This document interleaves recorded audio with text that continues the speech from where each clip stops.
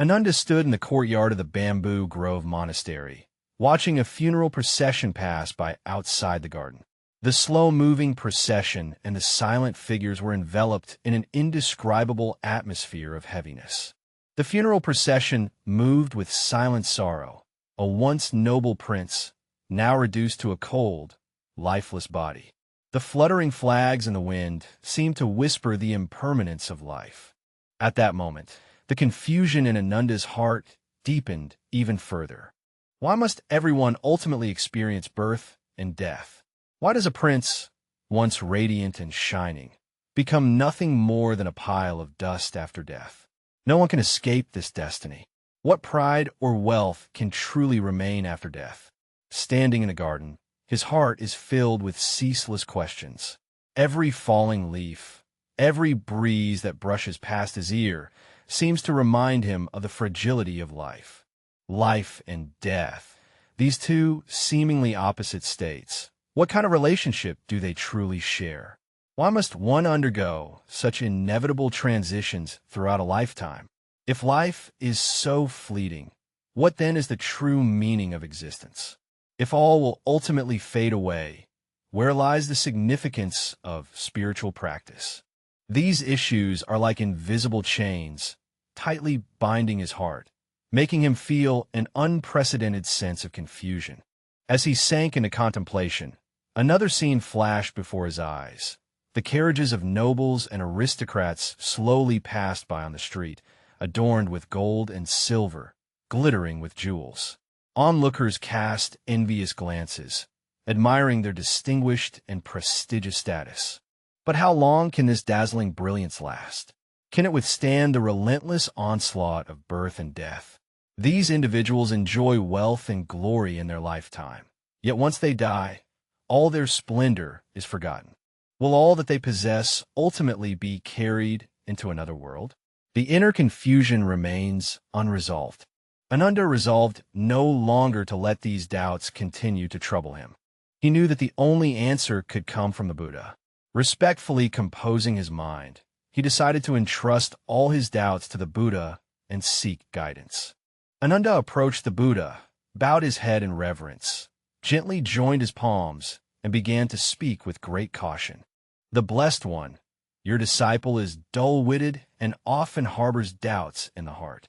Observing the myriad phenomena of the world, some beings enjoy wealth and honor, living out their natural lifespan, while others pass away prematurely amid hardship. Some face a path fraught with suffering, living a life unbearable in pain, and yet others appear carefree and untroubled. Why must beings undergo birth and death? Since life is so brief, why is it necessary to practice diligently? What is the ultimate truth about life and death?" Upon hearing this, the Buddha smiled slightly, his eyes filled with compassion. He did not hasten to respond, but accompanied Ananda in moving towards parinirvana together. Two individuals walked side by side along a dappled path beneath the trees. The Buddha spoke calmly. "Ananda, have you ever paid attention to this Bodhi tree?" Ananda looked up, and the ancient Bodhi tree stood tall and majestic, its branches and leaves lush, as if it were a protector of the earth. The Buddha slowly said, "This tree also experiences birth and death. Every leaf will wither, and every branch will dry up. But have you ever seen this tree feel troubled or sorrowful?" Ananda was stunned and pondered the Buddha's words carefully. "That tree grows year after year. Every spring breeze brings forth new leaves, and every autumn it quietly lets go of its yellow leaves." He experienced the cycle of birth and death through the changing of the 4 seasons, yet he never manifested any affliction. Everything appeared to be so natural. The Buddha then said, "Look, this tree knows that birth and death are natural laws. It neither resists nor clings. Its life is not an endpoint, but a continuous process of transformation." The Buddha's gaze pierced through the trees, looking into the distance, as if transcending all of the present moment. All sentient beings, including humans, possess Buddha nature. Each of us is originally pure and uncontaminated. The cycle of birth and death is merely the fluctuations of the mind. Once this is seen through, one can transcend birth and death. Ananda listened as if entranced, yet doubts still arose in his heart. World-honored one, the truth of birth and death is so profound. How can I truly comprehend its meaning? The Buddha smiled gently, remained silent for a moment, and then slowly began, "Let me tell you a story. A long time ago, in the Kapilavastu kingdom, there lived a wealthy merchant who was the richest man in the region, with a family of great wealth and prominence. The wealthy merchant's only son grew up in affluence, accustomed to luxury and prosperity. A wealthy merchant deeply loves his son and always hopes that he will inherit his wealth and family business. On his deathbed, the wealthy merchant instructed his son to stand by the window and said, 'I have a collection of precious treasures hidden in the back garden. When you grow up, you can go and unearth them.' After the wealthy merchant passed away, his son inherited his fortune but remained lost in a life of luxury, spending lavishly and gradually exhausting the family estate. When everything had vanished, he suddenly recalled his father's words and hurriedly ran to the back garden, hoping to find the treasure. However, after several attempts to find it, nothing was discovered, and the garden remained desolate. He began to feel anger, believing that his father's words before death were nothing but empty lies, and that the wealth he had hoped for was so illusory. When he was feeling disheartened and discouraged, an elder found him and gently said, "The treasure your father left you is not gold, silver, or jewels, but that piece of land, that wasteland. If you cultivate with sincerity, it will bring you true wealth." The wealthy merchant's son suddenly awakened and began to cultivate the garden himself, learning how to sow seeds, irrigate, and fertilize. As the years passed, he gradually mastered the skills of cultivation, and the neglected garden slowly transformed into a bountiful orchard. Not only did he secure a livelihood for himself, but he also helped many impoverished people. Ultimately, the wealthy merchant's son realized that the treasure he had obtained was far more precious than gold and silver. Ananda, the Buddha paused for a moment, his gaze gentle and profound. Do you understand? Each person's life is like that back garden. Within each of us lies a field of the heart. Many pursue only pleasure and desire, unaware of how to cultivate their inner selves. Only when you let go of attachment and devote yourself sincerely to cultivation can you truly harvest wisdom and liberation. Ananda, awakened as if from a dream, felt the fog in his mind gradually dissipate. It was as if he had received some form of enlightenment, yet a trace of doubt remained in his heart. World-honored one, if this is so, what is the ultimate truth of birth and death? Why are some people able to transcend birth and death, while the majority still cycle through the 6 realms of existence? The Blessed One smiled faintly and spoke softly. The mind arises dependent on causes and conditions. The mind ceases when causes and conditions cease. These 10 characters are simple yet profound, like a flash of lightning illuminating the deepest darkness within Ananda's heart. The Buddha explained that birth and death are not forces imposed upon us from outside, but are created by the karmic forces within our own minds. All phenomena of birth and death are caused by the mind and its thoughts. Greed and attachment are merely deeply rooted defilements in our minds, causing us to incessantly cycle through the samsara of birth and death. If one can see through this truth and understand that all phenomena arise due to causes and conditions, and that when these causes and conditions cease, the phenomena also cease, then one can transcend the bondage of birth and death. Upon hearing this, Ananda's mind was instantly enlightened and clear. He understood that the mystery of birth and death is not distant or unattainable, but exists within the heart of every person. Only by seeing through the attachments of the mind and letting go of illusions can one transcend birth and death, attaining true freedom and liberation. After listening to the Buddha's teachings, Ananda's mind was suddenly enlightened, yet there remained some confusion in his heart. The Blessed One, since the root of samsara lies in the mind and its thoughts, how then should one practice? How can one find true tranquility amidst the turmoil of this world? The Buddha smiled faintly and looked at Ananda, as if understanding his thoughts. He slowed his speech, as if gently sowing seeds of wisdom one by one.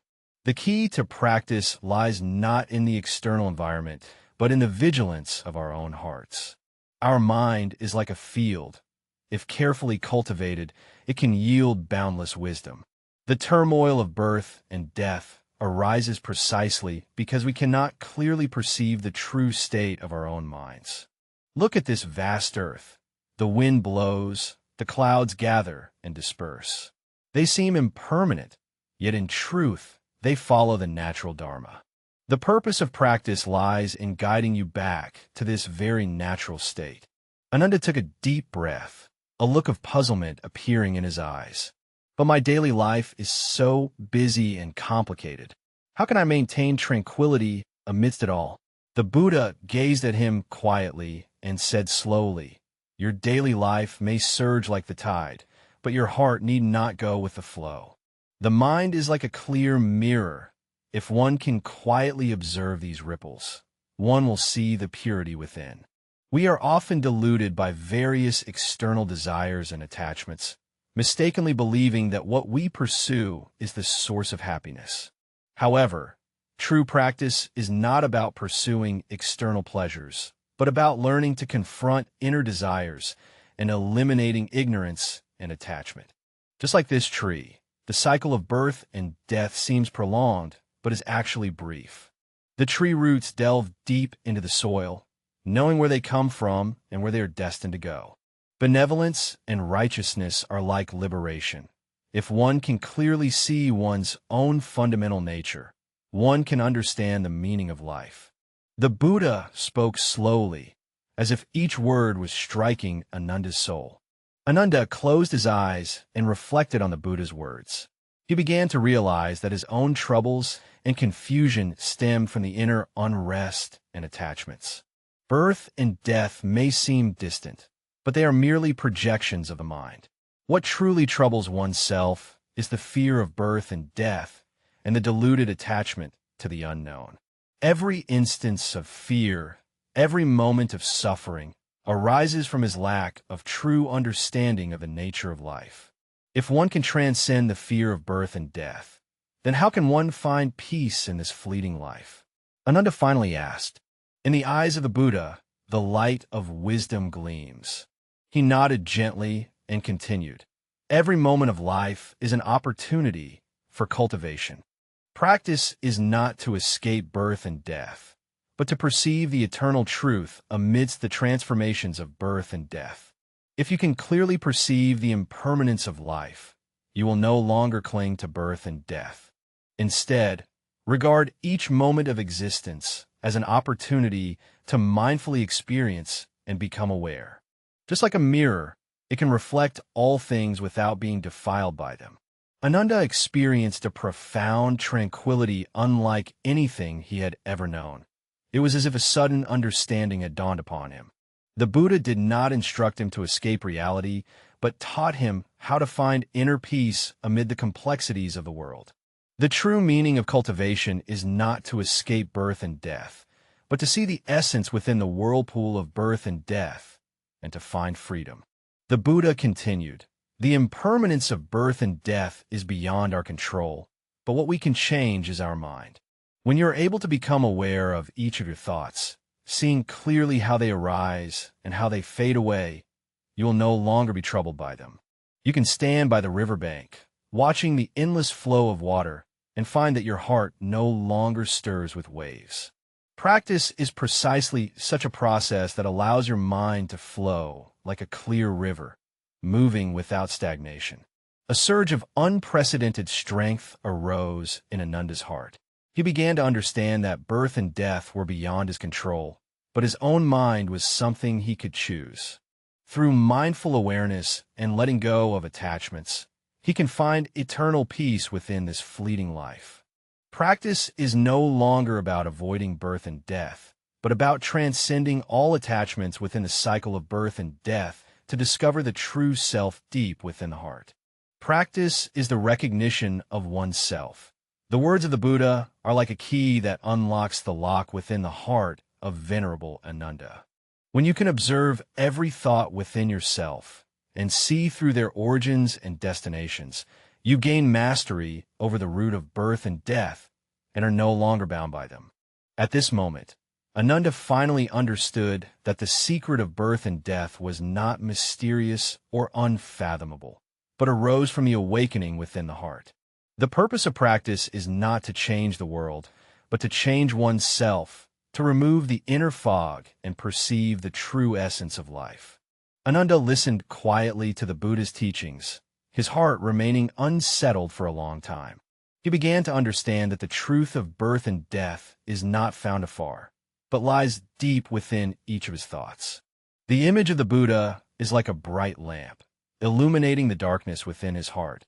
Yet that lamp still flickers, as if the subtle and vague truths continue to elude his full understanding. A subtle hesitation and confusion flickered in Ananda's eyes. A question still lingered unresolved in his heart. The Buddha taught that while practice is important in the crucial moments of life and death, how can we achieve complete liberation? How can we truly attain a mind like a bright mirror, neither clinging nor fearing? The Buddha smiled faintly, as if he had long anticipated Ananda's doubts. He spoke to the assembly with heartfelt sincerity. Ananda, birth and death are not issues we can avoid.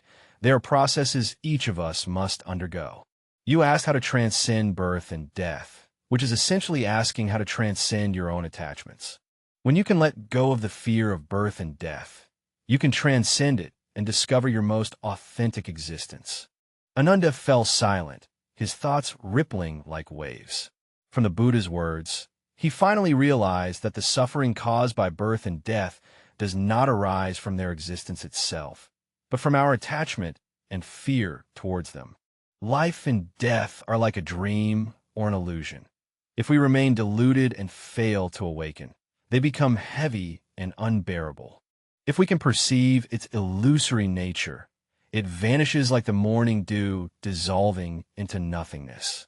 The fear of birth and death is not imposed by the external world, but arises from the emotional response within our own minds, an inability to accept the unknown and the impermanence of all things.